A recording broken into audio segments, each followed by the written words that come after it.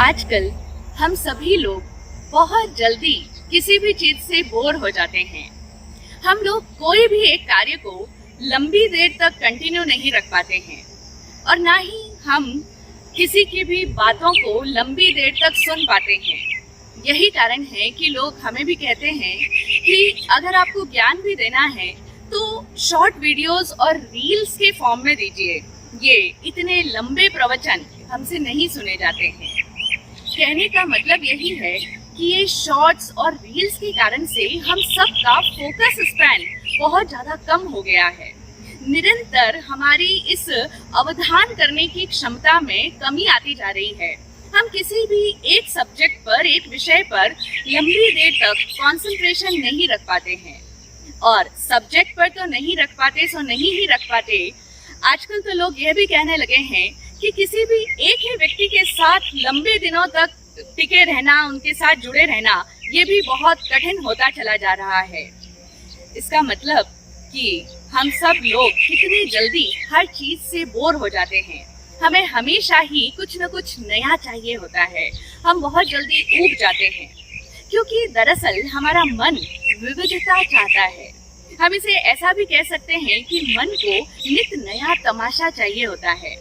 हमेशा ही इसे नए नए फ्रेंड्स चाहिए होते हैं बातें करने के लिए, नए नए पकवान चाहिए होते हैं खाने के लिए। इसीलिए तो हम हमेशा ही नए नए फूड आइटम्स ट्राई करते रहते हैं और हमें हमेशा नई जगह चाहिए होती है घूमने जाने के लिए, नए कपड़े पहनने के लिए। तो इस तरह से मन को हमेशा नवीनता की आदत पड़ चुकी है। लेकिन हमारे शरीर की फितरत ऐसी नहीं है।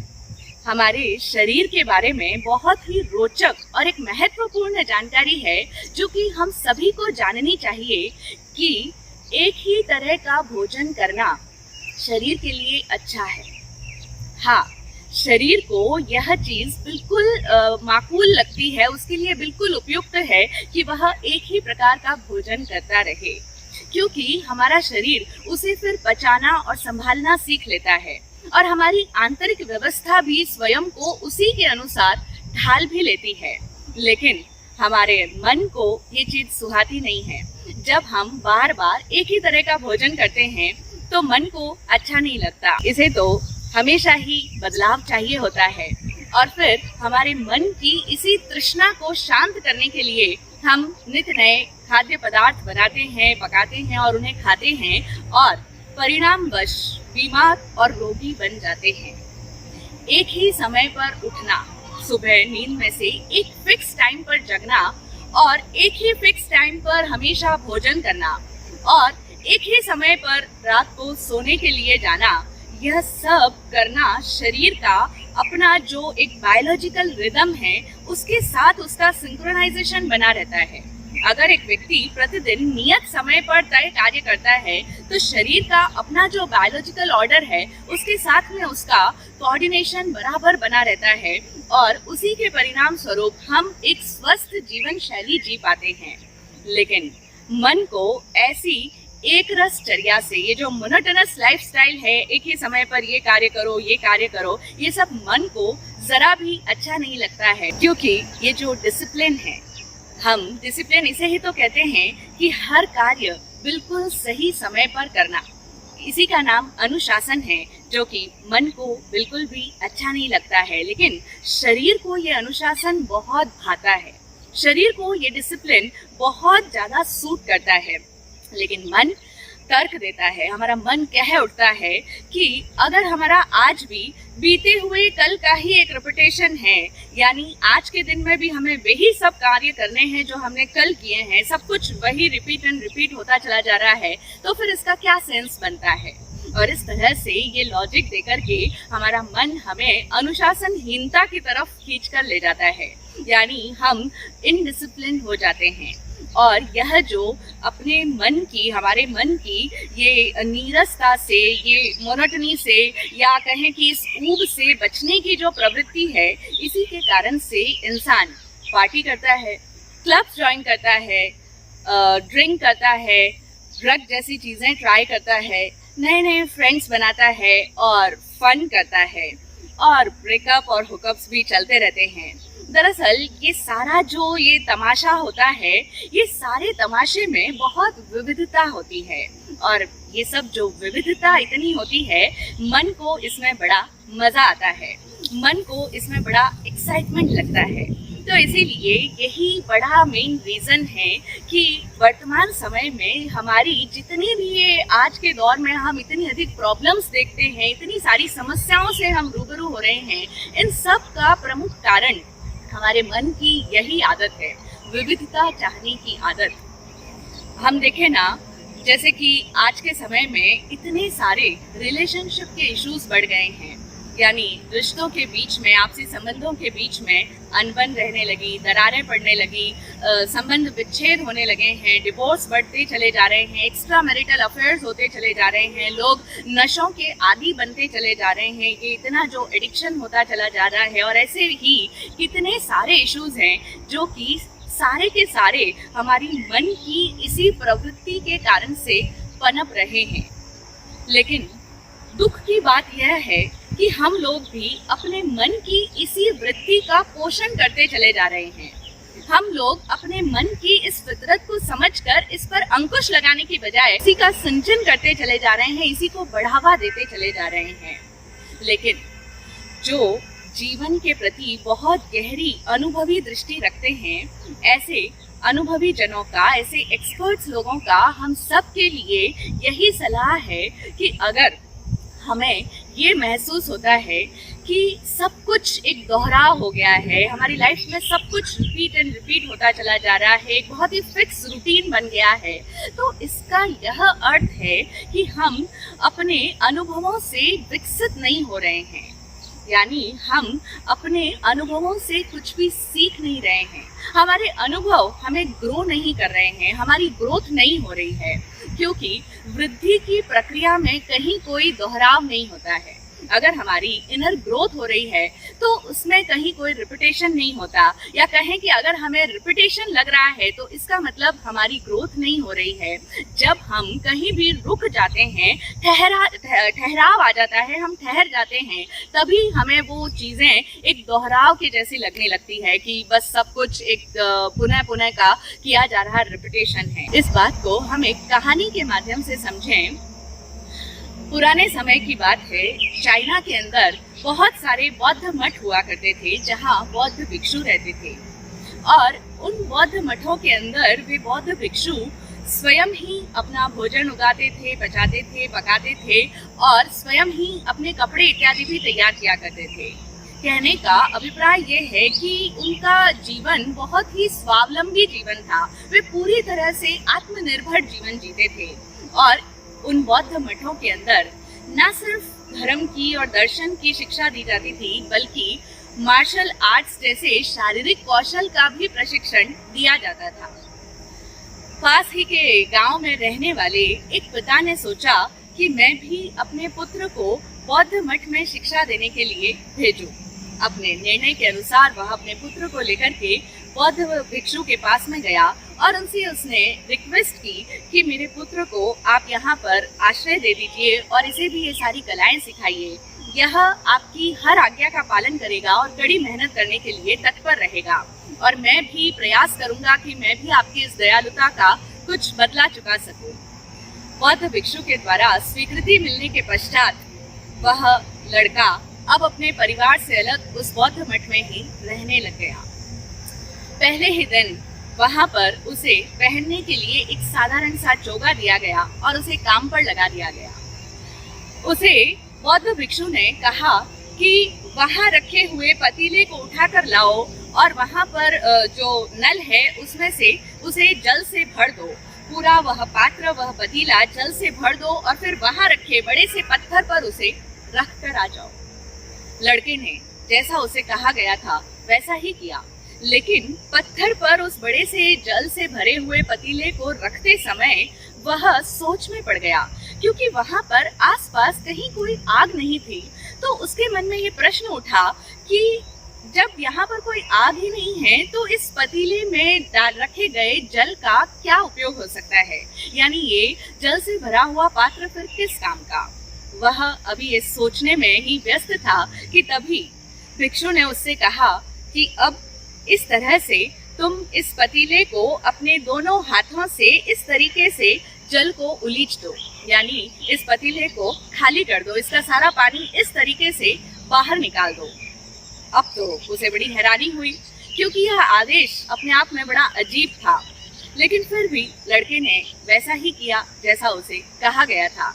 आदेश का पालन हुआ, उसने वह जल का पात्र खाली कर दिया, वो पतीला खाली हो गया और वो जो पत्थर की सतह थी वो पूरी तरह से गीली हो गई और साथ ही उसकी बाजुएं भी अकड़ने लग गई थी। इसके पश्चात बौद्ध भिक्षु वापस लौटे और फिर से उसे कहा कि अब फिर से इस पतीले को पानी से भरकर लाओ और वहां पर बड़े से पत्थर पर रख दिया जाए। इस तरह से यही सेम प्रोसेस, यही क्रिया उससे उस दिन में कई बार करवाई गई। न सिर्फ उस दिन बल्कि उसके अगले दिन भी उससे यही काम करवाया गया और ऐसा कई दिनों तक चलता रहा। और 1 महीना होते होते उस लड़के को अपने पिता के उस निर्णय पर अब पछतावा होने लगा था। वह सोचने लगा कि उसके पिता ने उसे यहाँ पर जिस प्रयोजन से भेजा वह प्रयोजन तो यहाँ सिद्ध ही नहीं हो रहा है, तो पिताजी के निर्णय में गलती हो गई है। उसके पिताजी के निर्णय पर उसे बहुत पछतावा महसूस हो रहा था। खैर, फाइनली 3 महीने बीत गए और 3 महीने के बाद में उसे उस काम से अवकाश मिला और उसे अपने घर जाने की अनुमति मिल चुकी थी। अब जब वह घर जाने की बात सुनी तो बहुत उत्साहित हो गया और वह बहुत खुश था कि अब उसे इस सारे काम से छुटकारा मिल जाएगा। घर पहुंचते ही उसके सभी पारिवारिक जनों ने, सगे संबंधियों ने, आस पड़ोस वालों ने उससे पूछना शुरू कर दिया कि तुमने वहां पर रहकर क्या सीखा। लोगों को बड़ी उत्सुकता हो रही थी, जिज्ञासा हो रही थी, तो लोग तरह तरह के प्रश्न उससे पूछ रहे थे कि तुमने क्या वहां पर मार्शल आर्ट्स पूरी तरह से सीख लिया, तुमने वहां पर ध्यान भी सीखा क्या। ये सारे प्रश्न सुन सुनकर वह बहुत बेचैन हो गया। इन सभी प्रश्नों ने उसे बहुत परेशान कर दिया, क्योंकि उसने तो इस सारे समय के दौरान कुछ भी नहीं सीखा था। वह तो इन सारे दिनों में लगातार पात्र को जल से भरना और उसे खाली करना, बस यही सब करता रहा था। इसके सिवा तो उसने कुछ भी नहीं किया था, कुछ भी नहीं सीखा था। तो इसीलिए वह इतना ज्यादा झुंझला गया उन सभी के इन प्रश्नों से कि उसे बहुत तेजी से गुस्सा आ गया और वह गुस्से में चिल्लाते हुए बोला, मैंने वहां पर कुछ नहीं सीखा। ऐसा कहने के साथ ही उसने अपना हाथ वहां रखी मोटी सी लकड़ी की जो टेबल थी उसके ऊपर जोर से पटका और आश्चर्य कि उसके उस प्रहार से लकड़ी की वह मोटी मेज 2 टुकड़ों में विभाजित हो गई और तभी उसे एहसास हुआ कि उसने क्या सीखा था, उसके द्वारा क्या कुछ सीखा जा चुका था। हम सब की स्थिति भी उस लड़के जैसी ही होती है। जब भी हमें कोई भी कार्य लगातार लंबे समय तक करने के लिए कहा जाता है या हमारी ऐसी कोई मजबूरी हो जाती है जबकि हमें एक ही कार्य को हर दिन निरंतर दोहराना होता है, तो हम भी बहुत इरिटेट हो जाते हैं। हमें भी अपने निर्णय पर पछतावा होने लगता है कि गलत काम पकड़ लिया, गलत जॉब पे आ गए, गलत व्यक्तियों से पाला पड़ गया। इस तरह से हम भी अपने निर्णय पर पछताने लगते हैं। और फिर हम सब लोगों का मन बड़ा चालाक होता है और हम सब लोग बहुत ज्यादा बौद्धिक भी हैं। इसीलिए हम लोग बोरियत, नीरसता या फिर इस रेपुटेशन से बचने का बहाना बनाते हैं और कह उठते हैं, तर्क करता है हमारा मन कि जीवन के अंदर ये क्या एक जैसी मोनोटोनस लाइफ को जीना, जीवन के अंदर तो बहुत डिफरेंट कलर्स होने चाहिए, हर समय कुछ न कुछ नया होते रहना चाहिए, जीवन में विविधता बनी रहनी चाहिए, विभिन्नता होनी चाहिए और हमारे अंदर भी बदलाव करने की क्षमता होनी चाहिए।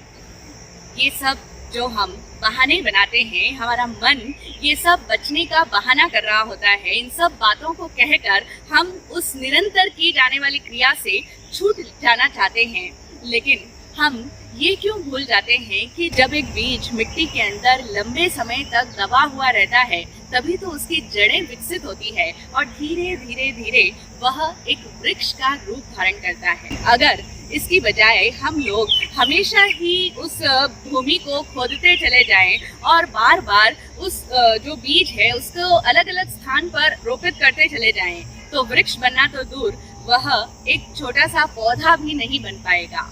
क्योंकि समय के साथ ही विशेषज्ञता आती है, समय के साथ ही परिपक्वता आती है, लेकिन हम तो कोई भी कार्य लंबे समय तक कर ही नहीं पाते हैं।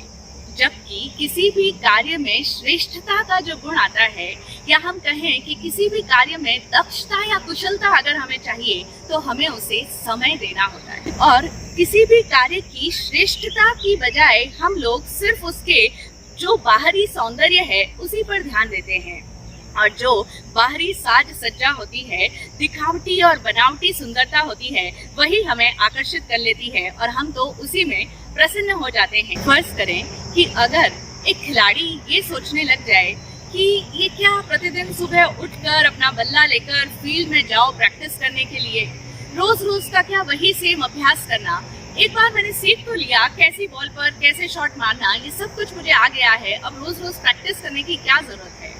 या फिर हम सभी लोग जानते हैं कि एक हेल्दी लाइफस्टाइल के लिए हम सभी को रोज एक्सरसाइज या जिम या प्राणायाम अवश्य करना चाहिए, लेकिन अगर हम ये सोचने लग जाएं कि रोज रोज सेम वही एक्सरसाइज या सेम वही सब पुशअप्स रिपीट एंड रिपीट करने से क्या फायदा। और इसी तरीके से एक साधक अगर ये सोचने लग जाए कि रोज सुबह उठकर के ध्यान में बैठो या फिर वही मंत्र का जाप निरंतर करते चले जाओ, इन सब का क्या सेंस हुआ। एक स्टूडेंट ये सोच सकता है कि रोज रोज वही सेम स्टडी करो, वही पाठ पुनः पुनः दोहराते चले जाओ, इन सब का क्या फायदा। लेकिन इन सब का बहुत फायदा है। भले ही बाहरी तौर पर जब हम देखते हैं, सुपरफिशियली अगर देखा जाए तो इस चीज में हमें कोई भी फायदा नजर नहीं आएगा, लेकिन अगर एक खिलाड़ी प्रतिदिन प्रैक्टिस नहीं करता है तो उसकी वह कला कुंद पड़ जाती है, उसमें वो जो कौशल है उस कौशल में कमी आ जाती है। इसी तरह से अगर वह साधक प्रतिदिन ध्यान का अभ्यास नहीं करेगा तो उसके भीतर की पात्रता विकसित नहीं हो पाएगी। इसी तरीके से अगर एक स्टूडेंट प्रतिदिन वह पाठ दोहराएगा नहीं तो उसके भीतर वह कुशलता नहीं आ पाएगी कि वह एग्जाम टाइम में अच्छा परफॉर्म कर पाए। और अगर एक व्यक्ति प्रतिदिन वो ही एक्सरसाइज रिपीट नहीं करेगा तो उसके भीतर का स्टेमिना भी बढ़ नहीं सकता है। तो हम देखें कि हर अभ्यास के साथ हमारे भीतर के अनुभवों में और भी ज्यादा गहनता और उच्चता आती चली जाती है।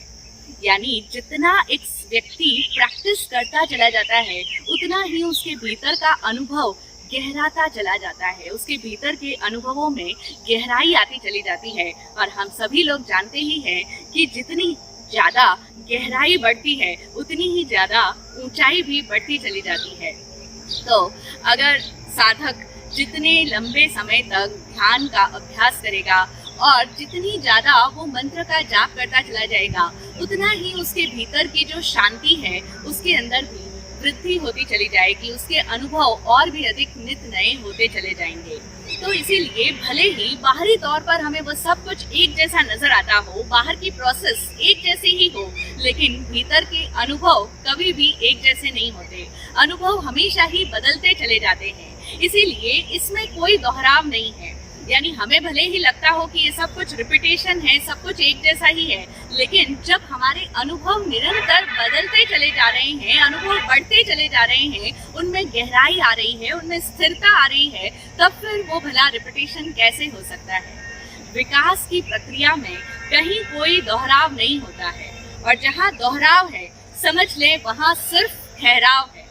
तो इसीलिए हमें ये समझना होगा कि किसी भी चीज का जब हम लंबे समय तक अभ्यास करते चले जाते हैं, उसको बार बार रिवाइज और रिपीट करते चले जाते हैं, तो हमारे अनुभव उसके प्रति गहराते चले जाते हैं। उस प्रोसेस में हमारी कुशलता, हमारी महारत, हमारी प्रोफिशिएंसी बढ़ती चली जाती है। इसी बात को आत्मज्ञानी पूज्य श्री विराट गुरुजी ने एक रूपक के द्वारा बताया है।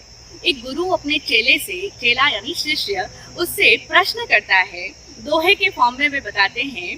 तो गुरु पूछते हैं चेले से, पान सड़े घोड़ा अड़े विद्या बिसर जाए, तवे चढ़ी रोटी जले कह चेला किम न्याय।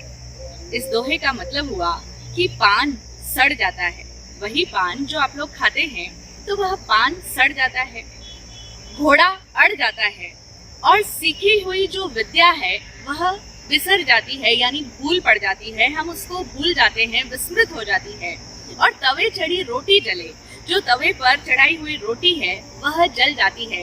ये सब चीजें किस कारण से होती है? इस पर वह चेला जवाब देता है, गुरुजी, यदि फेरी नहीं अवगुण घना समाए, साधु साधक पहरवी फेरी दोष भगाए।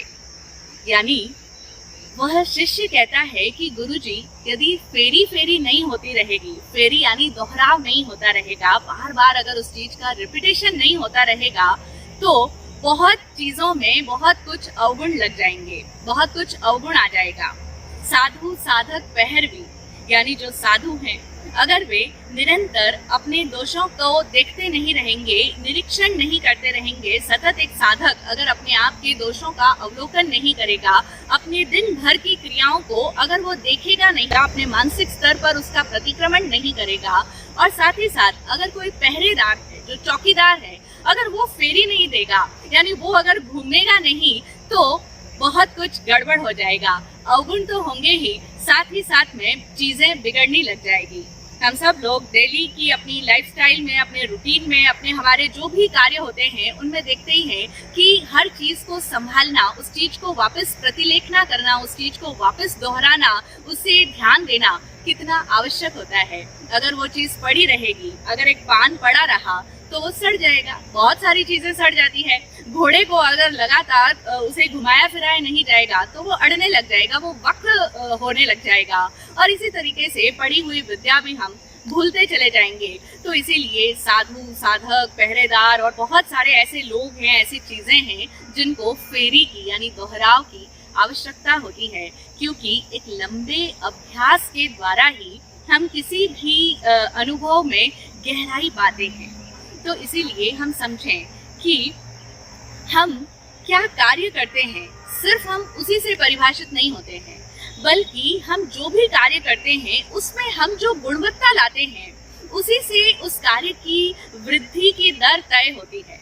यानी हमारे द्वारा किए जा रहे कार्यों में गुणवत्ता कितनी है, ये देखना बहुत ज्यादा महत्वपूर्ण है। उसी से तो हमारी डेवलपमेंट रेट का पता चलता है कि हम किसी भी कार्य को किस क्वालिटी के साथ कर रहे हैं, हम किसी भी कार्य में क्या वैल्यू ऐड कर रहे हैं। जब किसी भी कार्य में वैल्यू ऐड होती है तभी तो वो कार्य श्रेष्ठ कार्य बन पाता है। बाकी कार्य तो सब एक जैसे ही होते हैं। एक डॉक्टर को हमेशा ही रोगी की देखभाल ही करनी है, उसे हमेशा ही रोगियों की जांच करना है, बैठना है, रोगियों के दुख सुनने हैं, उनके दर्द, उनकी बीमारियां सुननी है।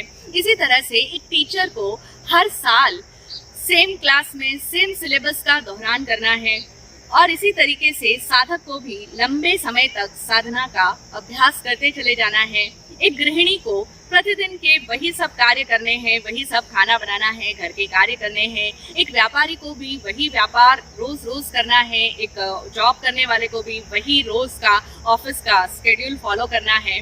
तो जब प्रतिदिन ऐसा ही करना है तो हम लोग बहुत जल्दी ऊब जाते हैं और हमें लगता है कि लाइफ बहुत रूटीन हो गई है, बहुत नीरसता हो गई है, बहुत ऊब आ चुकी है, हम उकताने लग गए हैं। लेकिन ऐसा नहीं है, कार्य तो वही होंगे, लेकिन कार्य को करने की जो क्वालिटी है उसमें बहुत कुछ बदला जा सकता है। वही कार्य एक व्यक्ति इस तरीके से भी कर सकता है कि वो कार्य उसके लिए एक बस बोझ के समान हो जाए, बस वो उस कार्य को घसीट रहा है, जैसे तैसे ढो रहा है। और वही कार्य एक व्यक्ति इस भांति कर सकता है कि वह कार्य उसके लिए पूजा बन जाए। वर्क इज वर्शिप, कहते हैं ना, कार्य ही हमारी पूजा बन जाए। तो ऐसा भी संभव है कि हमारा वह कार्य हमारे लिए पूजा और प्रार्थना बन जाए। और याद रखें कि हर कार्य में प्रार्थना बनने की शक्ति होती है, और हर प्रार्थना में ध्यान बनने की क्षमता होती है, और हर ध्यान में वह शक्ति होती है कि वह हमें उसके साथ एकाकार कर सकता है। हमारे शास्त्रों में 2 शब्द आते हैं, तन मूर्ति और तत्पुरस्कार। उत्तराध्ययन सूत्र के 24वें अध्ययन में ये शब्द मिलते हैं, तम मुक्ति तत्पुरस्कारे, जहाँ पर साधु की साधना का वर्णन है कि एक साधक को भगवान महावीर ने जो साधना करने का तरीका बताया है उसमें उन्होंने यही ज्ञान दिया, यही साधक के लिए निर्देश दिया कि साधक जो भी दिन भर में कार्य करता है, जो भी उसके दिनचर्या में उसके द्वारा किए जाने वाले कार्य है, वो उसके द्वारा इस तरीके से संपादित किए जाए कि वह अपने उस कार्य में तन मूर्तिमान हो जाए, यानी उस कार्य के साथ एकाकार हो जाए, यानी वह स्वयं वही कार्य बन जाए। तन मूर्ति और तत्पुरस्कार, उसी कार्य को अपने सम्मुख रखता हुआ वह जिए। इसीलिए साधु की साधना में 5 समिति और 3 गुप्ती बताई गई है। बहुत बड़ी बात है ये 5 समिति। समिति का मतलब होता है कि अपनी हर प्रवृत्ति को, जो भी आपको आवश्यक क्रियाएं करनी है, उन्हें जागृति के साथ में किया जाए, उन्हें बड़े होश के साथ में यत्ना पूर्वक, प्रेम पूर्वक किया जाए। इसका नाम है साधु की समिति। तो यही बात है कि जब भी हम किसी भी कार्य को बहुत प्रेम के साथ में और उसके साथ एकाकार होकर के करते हैं, तो हमारा वही कार्य ध्यान हो जाता है। चलते समय भी हमारा वह चलना ध्यान हो सकता है, बोलते समय भी बोलने का ध्यान हो सकता है, खाते समय वह भोजन हमारा ध्यान बन सकता है ना? कितनी इंटरेस्टिंग बात। हम तो आज तक यही समझते आए कि ध्यान का मतलब है आंखें बंद करके बैठ जाना, लेकिन ऐसा ही नहीं है। हम हर कार्य को ध्यान बना सकते हैं और इसी कला का नाम समिति है। तो हम अपने द्वारा किए जा रहे प्रत्येक कार्य को किस तरीके से करते हैं, उस पर सब कुछ निर्भर करता है। कार्य करने की अपेक्षा उस कार्य के प्रति हम जो गुणवत्ता उस कार्य को प्रदान करते हैं, उसी पे सब कुछ निर्भर करता है कि हम किसी भी अनुभव को कितनी ज़्यादा गहनता और उच्चता प्रदान करते हैं। तो हम समझ पा रहे होंगे कि इस जीवन के अंदर जब कभी भी हमें बोरियत महसूस होने लगे, हमें ऐसा लगने लगे कि सब कुछ बहुत मोनोटोनस होता चला जा रहा है, मैं इन सब तरह के रोज एक ही जैसे लोगों से डील कर करके थक गया हूँ, परेशान हो गया हूँ, इस तरह की जब भी बातें, जब भी शिकायतें हमारे मन में आने लगे, तो हमें अपने मन की इस फितरत को समझना है, इन सारी बातों का ख्याल करना है और समझना है कि इस जिंदगी में ये दोहराव तब तक ही है जब तक हम अपने अनुभवों के साथ बढ़ नहीं रहे हैं। हमें अपने अनुभवों के साथ विकसित होना है, ठहरना नहीं है, रुकना नहीं है। जब हम रुकेंगे नहीं, ठहरेंगे नहीं, तो हर अनुभव, हमारे द्वारा किया जाने वाला हर कार्य हमें एक नया एक्सपीरियंस, एक नया ज्ञान देकर के जाएगा। और याद रखें कि यह जीवन अपने आप में कभी भी किसी भी नमूने को पुनः दोहराता नहीं है और ये प्रकृति भी हमेशा एक जैसी नहीं रहती है। यद्यपि बाहरी तौर पर हमें लगता है सब कुछ सेम है, लेकिन नहीं होता है। हर दिन खिलने वाला गुलाब का फूल, कभी भी कोई भी फूल एक जैसा नहीं होता है।